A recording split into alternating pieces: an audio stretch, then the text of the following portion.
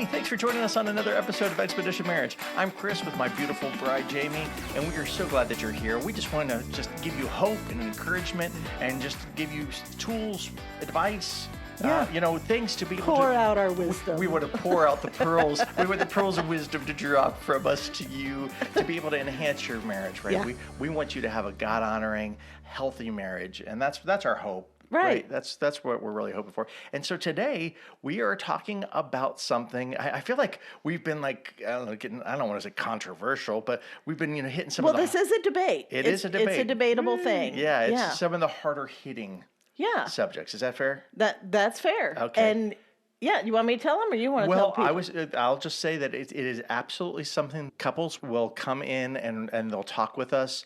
And this is a bone of contention that tends to be in a lot of the marriages. I don't want to say all of them, but a good majority of them. Yeah, and there's certainly a lot of husbands who feel this way. Yeah. A lot of the husbands struggle with it. Husbands who are going, this is a problem. Yes, and what it is, it's the debate over, do you put your marriage or do you put your kids first? Yeah. And according to a lot of studies, the modern day family is more child-centered than it is spouse-centered, right? Right. Oh, yeah. And that is not the way it was designed. It's supposed to be God, right? If you're watching us on YouTube, you can see what I'm doing. If you're listening to us on a podcast, well, then I'm moving my hands. I think they could have kept up. They probably could have kept up. I have faith. I think they could have kept up. We believe in our people. So it's supposed to be God, and then the couple. And then the children, and then you keep going out from there. Work is not in that first part. Work is further down, communities down, even church is further down, right? God, the marriage, then the children, then we start working out from there. Right. And that is the design. And so that's when we're doing that, that's when it works the best. That's right. And what's sad is like a lot of marriage family experts, they will say that there are more children-centered marriages than there are spouse-centered marriages. And it's almost as if the parents are married to their children more than they're married to their husband or wife. Right. Right. And here's, to me, this is the saddest thing about this, is the couples, the parents, the moms, the dads, whichever, that are putting more focus on the children than their spouse are doing it out of love and what they believe to be for their children's protection. They're doing it to benefit their children. And this is this is how the enemy works. Yeah, true. He takes what is good, he takes what is godly, he spins it just a little, and all of a sudden he makes it bad. No, that's true. And he causes harm with it. He's not creative. He doesn't come up with things on his own. He uses God's good plans, God's good design, God's good things, tweaks them. Twist them. Right, and messes things up. And so you've got a whole lot of parents who are thinking they're benefiting their children by putting their needs, their priorities first, but that's not what they're doing, and that's not what research shows either. No, that's a good point. It's not what the Bible says, and it's not what research shows. Right. So you've got both sides of the fence kind of agreeing, and we're not. This is not to put anybody down. No, there's no shame or guilt in this. No, absolutely not. This is to be able to bring things to light, to have a better way to go about things, to be more informed. Right. So that way, because a lot of parents they're thinking, I'm doing what's best for my kids. I'm looking out for them. But really, the question is, now that you know, are you really doing what's best for the kids? Right. Or are you doing what's best for you sometimes? Right. And what feels safer. And you think about, we met one another. There was a buildup to growing love. Yeah. There was a there was chemistry, there was attraction, and then it rolls and folds into love. Sure. When you have a child, boom, I love this baby and I would die for them and do anything for them. It's instant. And so when you have that baby, there's an instant form of like protection. Yeah. Where you don't really have that with one another. That mama bear, papa bear stuff. Yes, yes. And so that levels things up, and that's what makes this an easy trap to fall into. Yeah. But the reality is, you cannot put your marriage on hold for a minimum of 18 years, because Minimum. 18 years is assuming you have one child. True. And it's Yeah. also assuming that a child that you have dedicated your entire life to Made the focus. actually launches and leaves the home by Right. 18. Let's be honest about that. You know, but if you make- have multiple children, you could be 25, 27 years into this, and then all of a sudden it's like, okay, now I'm ready to put focus on my marriage. Sure, and even talking about, well, dating might be one thing. As if you were to put your dating on hold, if you were to say, hey, you know Yeah. what, we're going to take a break for a couple months. Yeah. You know, what's the likelihood that you get together? Now that's dating. Even if you didn't have kids, what if all of a sudden one spouse said, hey, you know what? Our marriage is going to be secondary for a while. I'm going to give a lot of my focus to this other stuff. And you can get the scraps every now and then when I'm not exhausted or when we're not running in different directions. Yeah, it's not gonna do fly. that for just 6 months, or just for a year. It'll be okay, right? Yeah, it's not going to fly. You're not going to willingly accept that as a plan, as a viable plan. But you shouldn't. No, you shouldn't. And what we find is that the most common times for divorce are in those late teenage years or the empty nest years. Yeah. And there's a lot of damage that happens. And I think something that's a big deal that we forget is we forget that if our marriage falls apart, so do our children. Yes. So do our kids. And there is great point. years of research out there, years of studies that show this. They used to think children were more resilient, but that is not the case. It's not the case. They are resilient and they can get through things, but not without big consequences. And Right. children that come from divorced homes struggle academically, they struggle emotionally, they have higher incidences of anxiety and depression Absolutely. and suicidal ideation. Yes. They struggle in their future, with poverty, all different kinds of emotional and behavioral issues that they have because of divorce. And here you've got this family that's wanting to put their children first, but by not putting their spouse first, they're harming their children. And so Right. truly the best way to put your children first is to put your marriage first. Right, absolutely. To love your spouse well, right? Yeah. And guys, here's a little caveat.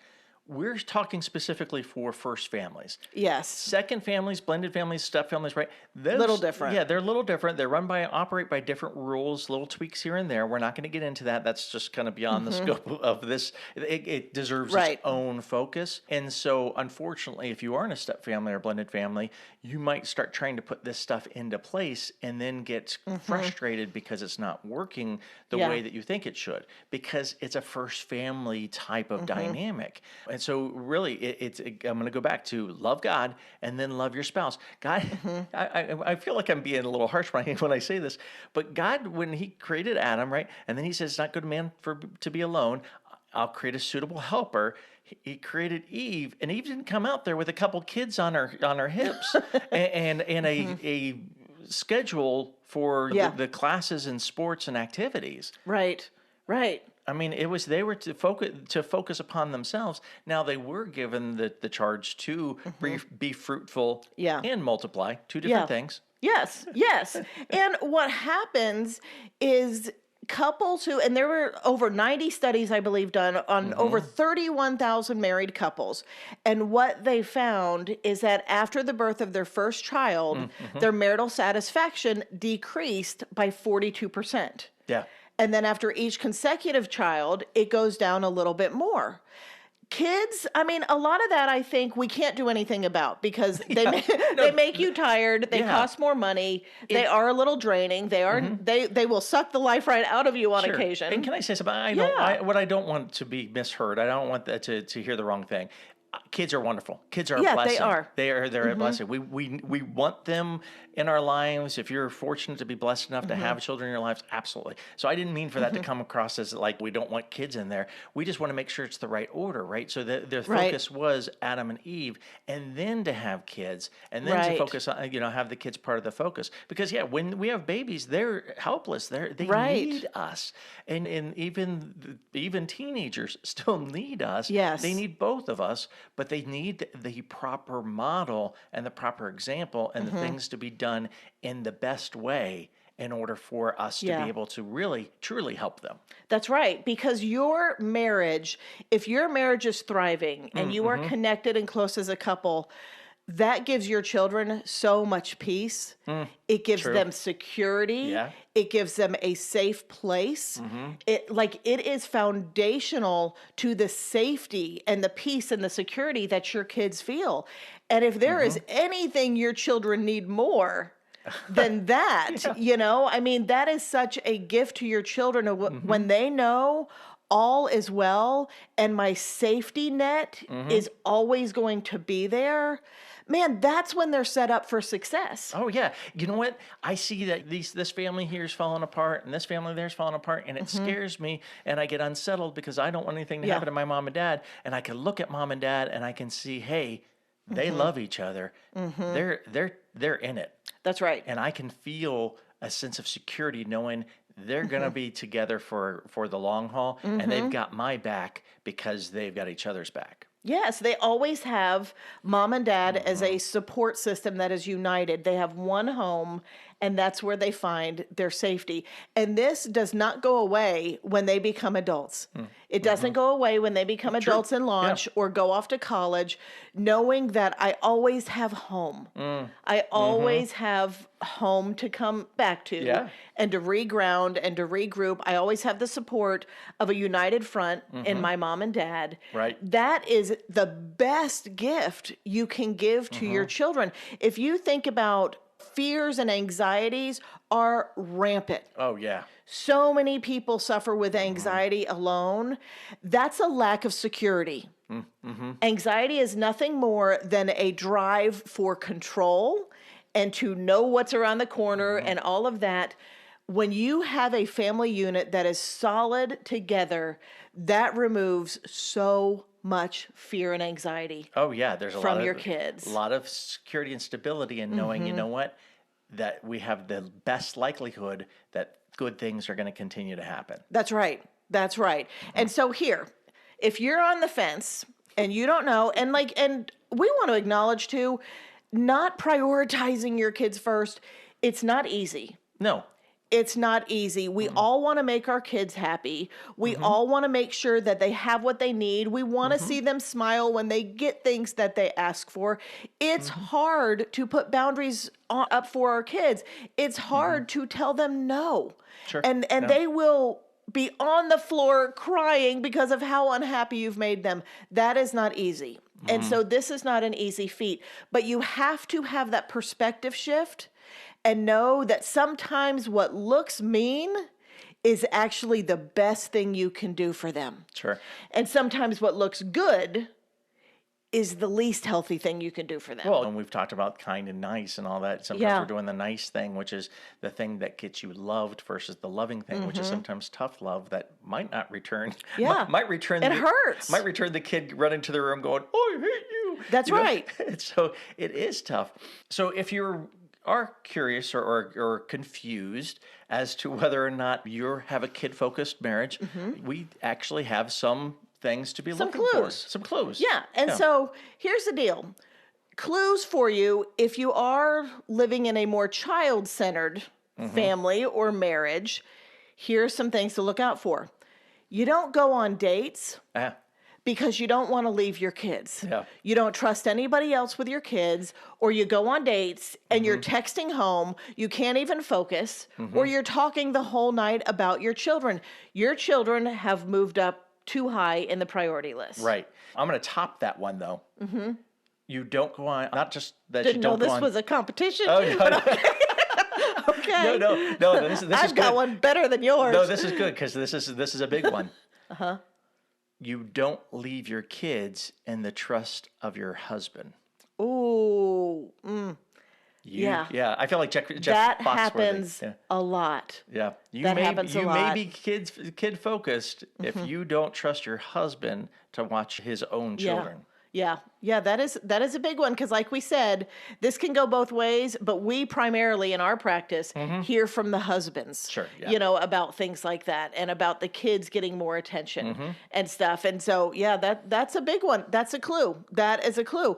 Another clue is that you put your kids' needs over your spouse's.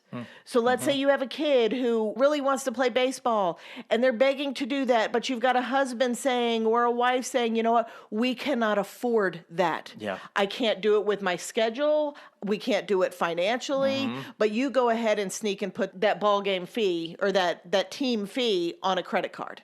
And you do it anyway. Yeah. Or your kids, maybe they have a game this day. So I'm sorry, honey, we can't go on that vacation, that weekend getaway we were going to do, Right. or our plans that we had to go out to dinner that night. We can't do it because so-and-so, Yeah. our child, has an event, or maybe they want to do something different. Sure. When kids' plans trump family or couple plans. Yeah. Look, guys, we know there's exceptions. We know there's, so we're not talking about, we're talking about when this is the rule. Right. And we're talking about this is the common thing that goes on. Right, yeah, but you're making that decision together.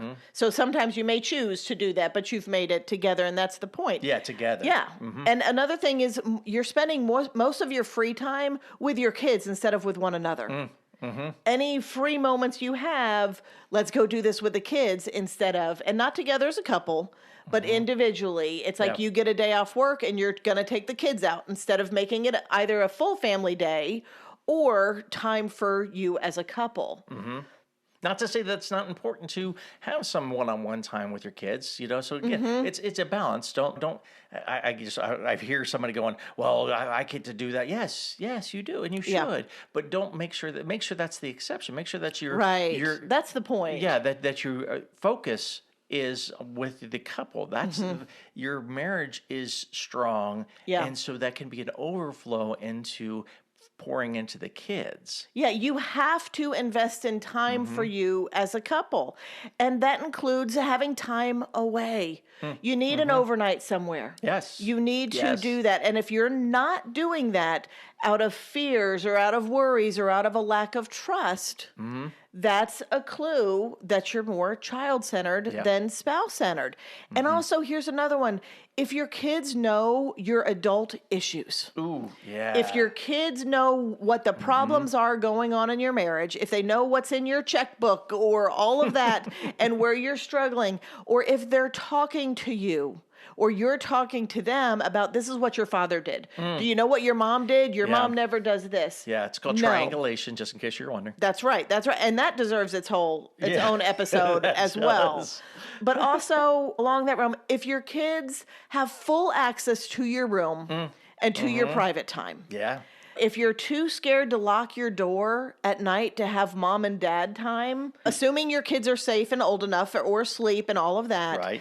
that is a problem. You've got to be able to have sex together Yeah. without worrying about a child walking into the room.